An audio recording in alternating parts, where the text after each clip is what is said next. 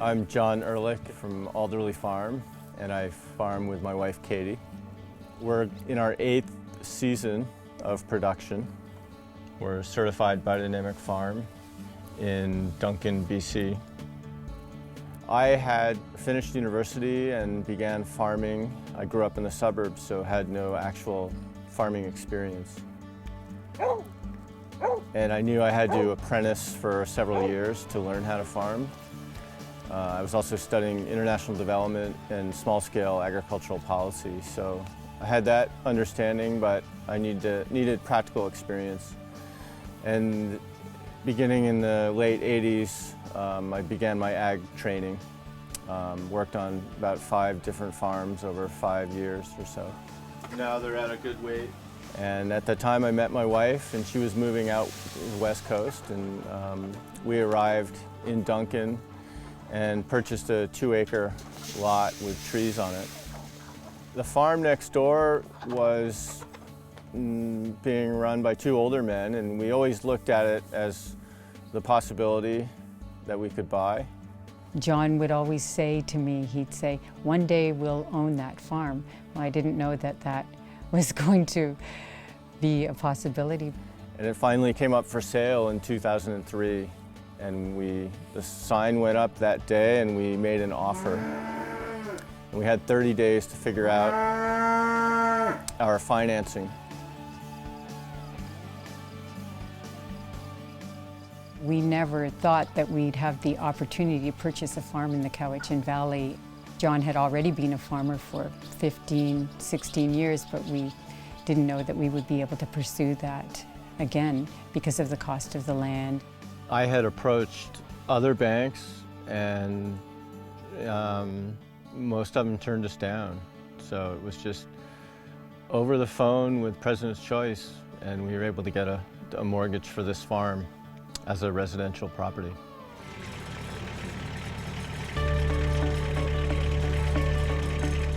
One big challenge is access to land.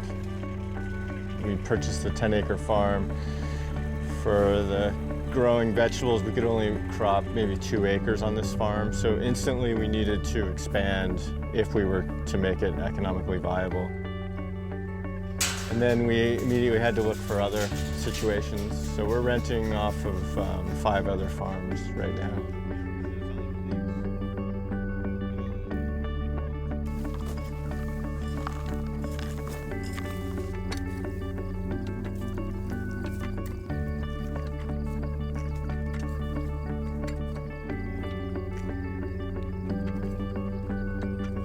I knew I wanted to start slowly and small the first couple of years.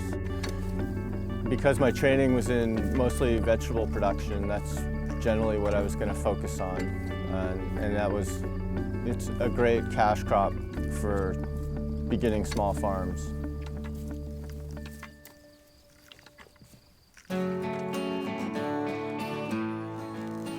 We started to phone friends, family members to see if they would like to buy a bag of vegetables.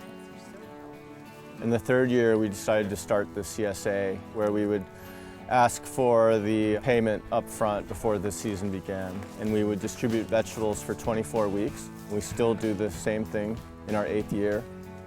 For me, and I think for small farms, I think CSA is the best way to go.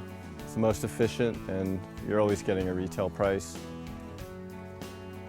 There's a lot of things that get me really excited about being a farmer. I just love to be on the land, and I love to be providing the vegetables to the community. Jane, you will love these. A lot of people say with a community-supported agriculture, it's not just about vegetables. It's really about the families coming to the farm and having a relationship with the farmer. Yep. And that's primarily what sustains us, I think. I think to be a successful small farmer, one has to be like a Renaissance person.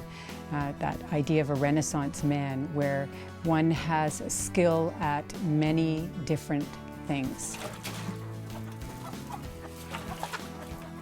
We've been working with broilers for about 7, 8 years.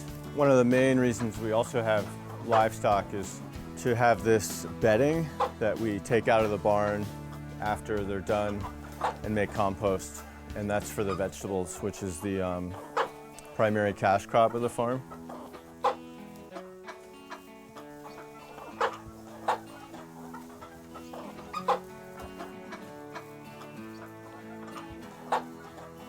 Things started to come together, allowing us the possibility of opening a cafe,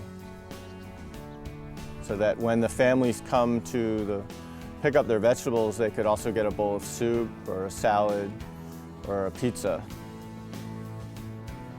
We're open 3 days a week. This is our second year, and it's just going bananas. Hi. We're gonna go work on the carrots. Okay. We have this community of people who are supporting local farming. They love coming to the farm. It feeds them, and so that feeds us to see people so inspired by the farm, because that's really what we want to do, is give people the farm experience and provide them with local, fresh, healthy vegetables. So we're in our 8th season now, and looking back, it's been really worth it and a great experience. Someone asked me, what do I do about when things go wrong, or how do I overcome problems? And I think it's really just a frame of mind and attitude, which certainly my wife has helped me develop because she's so positive. It's important as a farmer always to be grateful and to be positive. And so, I mean, really, we have a lot of challenges too, but we really rejoice in the opportunity to farm, to be grateful for what we have, and to always be positive is really an important component.